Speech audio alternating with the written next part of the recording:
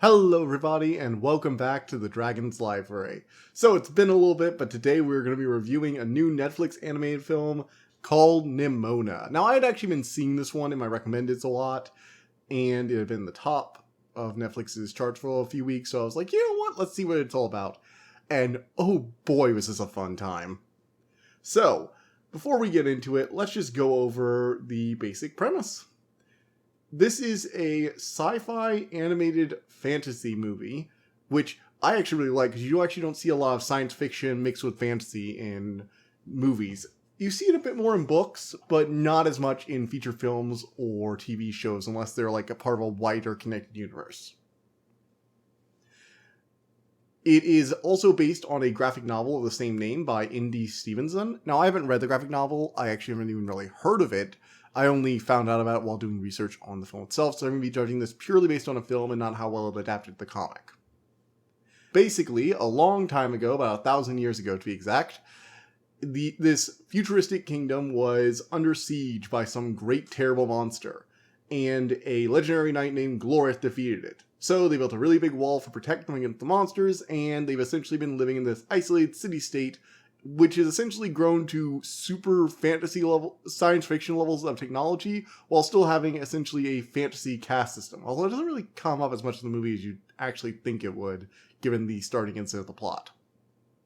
Anyway, in the modern day, a new knight named Ballister Boldheart is a commoner, which, means he can't really become a knight, but hey, he got picked out by the queen for his ambition, and is going to be the first commoner to become a knight, thus signaling some, change in the major status quo of the kingdom that hasn't been seen since their founding.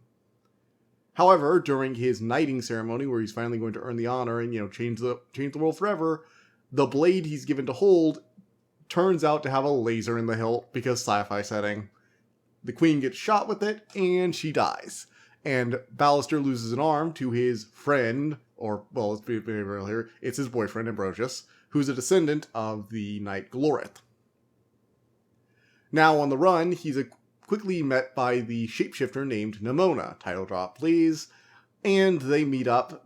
So the two of them team up, with Nimona offering more violent solutions, while Ballister simply tries to prove his innocence. The two then unravel a wider conspiracy and try to basically prove that he didn't kill the queen, and it was some kind of setup.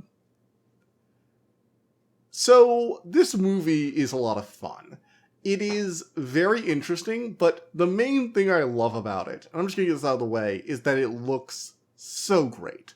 I love the new era of animation we've been getting lately. From films like Spider-Verse to more experimental TV show projects like Arcane, 3D animation has really come into its stride in these last few years, where before it had been getting very homogenized, everything had kind of looked the same. Pixar and DreamWorks films were nice, they looked pretty, but they had a very centralized aesthetic to them. All human characters kind of had the same general appearance.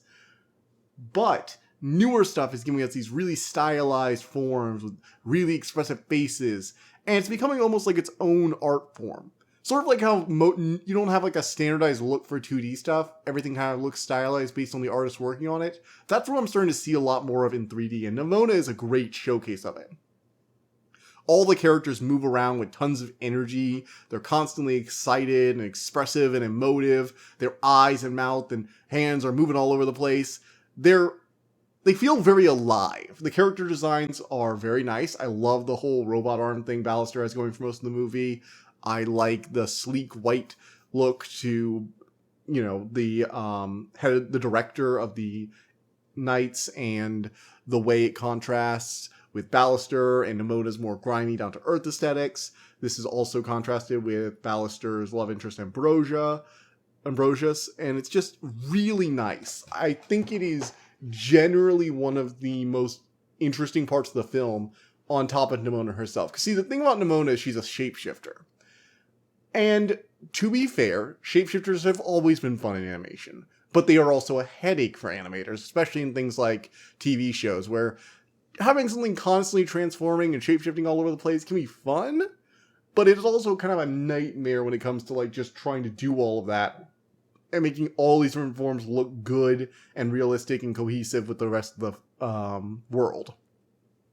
Nimona, though, is just going wild in this movie. Like, she is one of the few shapeshifters in fictional media outside of books that I actually feel like uses her shapeshifting powers to a good extent. She's growing bat wings and turning into a dragon, into foxes and bears. She charges through as a rhinoceros and then jumps into the air while simultaneously transforming into a whale to burst through a wall and then fall several stories with her weight. It's just, she is throwing herself around using her transformation powers in all these different interesting ways. She even transforms into like more realistic people because her default thing is she transforms into pink animals, but she can also transform into color appropriate things so she can mimic people's appearances. And it just looks so good. I quite frankly just love every single fight scene in this movie. Like, all the big action set pieces and everything like that are great. So the animation is really, really strong. That was like a given. If you've seen any clips for this, that is a given. The characters are pretty fun. Nimona is this chaotic little gremlin who has a bit more depth to her than you think. Ballister is way over his head and just trying to convince everyone to stop, shoving knives in each other's faces for a little bit. Ambrosius is very serious, but he's also clearly has this nervous energy underneath that's very nice. I actually like the chemistry between him and Ballister in the few scenes they have. I like the director, but I'm not going to talk too much about her, the queen, that other knight, because I want to kind of preserve the mystery of what's going on, the conspiracy, and talking about them would actually have to go into some of the spoilers there. I will say I do very much like the villain's motivation. It's based around their fear of a changing world and that this change, a commoner, the reason the queen was assassinated is that the commoner becoming a knight is the first crack in the wall that'll become this massive chasm that'll let all this in, it'll all come crashing down.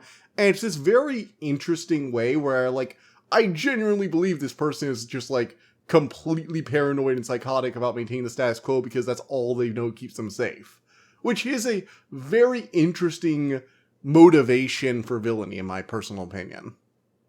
However, if I do have to put one problem on this film, I'd say there are two minor issues. The first is that we don't really get to see much of the world. We mostly get to interact with a few knights and Ballister and, the main cast. But we don't really get to see the inner workings of this world and the, ways a feudal system would have progressed into like a sci-fi setting, which would kind of be cool. Like, there was a queen, sure, but the one in charge of the knights on a day-to-day basis seems to be the director, and the queen was almost like ceremonial. So is there still like a caste system like medieval time or whatever? It's implied from Ballister, which is my second critique, that like a commoner, there are still like commoners and nobles because like, commoners can't become knights.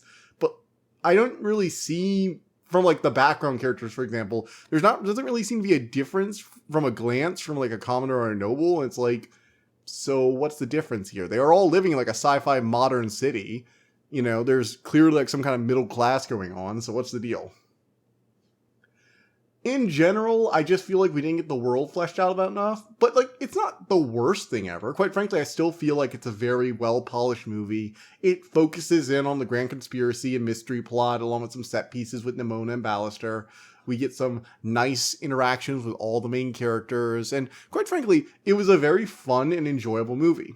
So, in conclusion, I think this is definitely worth the watch. It's one of the most fun things I've seen on Netflix in a while. And I'm going to be checking out Netflix for a few more stuff to review, like The Witcher and that upcoming Dragon Prince season. I'm still waiting. So I would give this a good 9 out of 10. Definitely check it out. Check out Netflix. They have some good stuff up there right now. And if you're one of those people who only subscribes when they have some new stuff and a bunch of new things you can binge, this is probably a good time to do it. They're about to release a few more things that you're probably going to watch if you're into the general fantasy stuff like the Dragon Prince. So yeah, I'd say go check it out. Moving on from there, we have the announcements. Hey everybody, this video is currently coming out late. I've been working on several things. Me and a friend are working on another game, and it's going to be some kind of like Pokemon-based thing. We're going to get Ami at the moment. It's a working title. I'm not going to say too much about it, but it is something fun. I'll be posting more details when we get more stuff for that. We're going to have a demo, so keep an eye out for that. And in addition to that, I'm going to be reviewing The Witcher 3 when I get a handle on that. I am going to be releasing my review for The Fourth Wing. I have it all written up. I'm going to be recording, and then I'm going to have to find some content to show you in a video format because I don't do the whole record myself talking thing like most other book reviewers. So I'll have to figure out something I can do for, actual video content. But I will figure that out, and I will get that review out so I can talk about the book, because I really did like it, and I really do want to share my thoughts on it. So, yeah. That's what's coming out. Moving on to the outro, we have the end card. Down here we have the subscribe, or click on it, go to my channel and subscribe. Up here we have a video YouTube recommends and a playlist, all the reviews I've done this year, so if you want to check all the video games, movies, TV shows, everything, go right there. See you guys next time. Bye!